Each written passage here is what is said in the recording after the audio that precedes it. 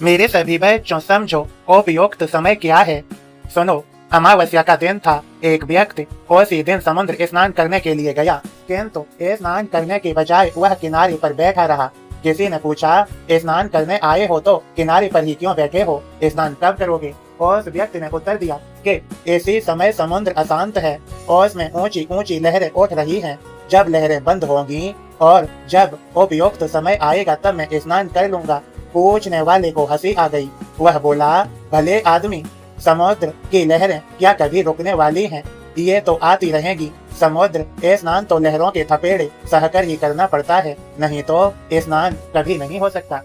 मेरे बच्चों समझो, ज्यादातर मनुष्य की भी यही बात है। वे सोचते हैं कि सभी प्रकार की अनुकूलताएं होंगी, तभी अपनी संकल्पना के अनुरूप कोई सत्कर्म करेंगे, किंतु सभी प्रकार की अनुकूलताएं जीवन में किसी को कभी मिलती नहीं। संसार तो समुद्र के समान है, जिसमें बाधा रूपी तरंगें तो हमेशा उठती ही रहेंगी। एक परेशानी दूर होने पर दूसरी आती रहती है।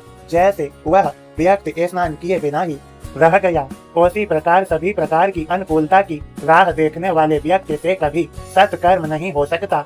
सत्कर्म या किसी और शुभ कार्य के लिए उपयुक्त समय की राह मत देखो।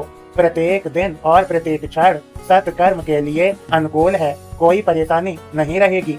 तब सत्कर्म करूंगा, ऐसा सोचना मेरी मूर्खता है। मेरे सभी बच्चों, विघ्न के भय से जो कार्य की शुरुआत ही नहीं करते, वे निम्न कोटि के मनुष्य हैं। कार्य का आरंभ करने के बाद विघ्न आने पर जो रुक जाते हैं, वे मध्यम कोटि के मनुष्य हैं। परंतु कार्य के आरंभ से ही बार बार विघ्न आने पर भी जो अपना निश्चित किया कार्य नहीं छोड़ते, वही उत्तम कोटि के मनुष्य होते हैं। मेरे सभी बच्चों, अब तुम स्वयं ही निश्चय कर लो, तुम्हें किस कोटि के मनुष्य की श्रेणी में जाना है। खुश रहो मेरे बच्चों, तुम्हें सभी को मेरी कृपा भरा आशीर्वाद। इस संदेश को ज्यादा से ज्यादा शेयर करो।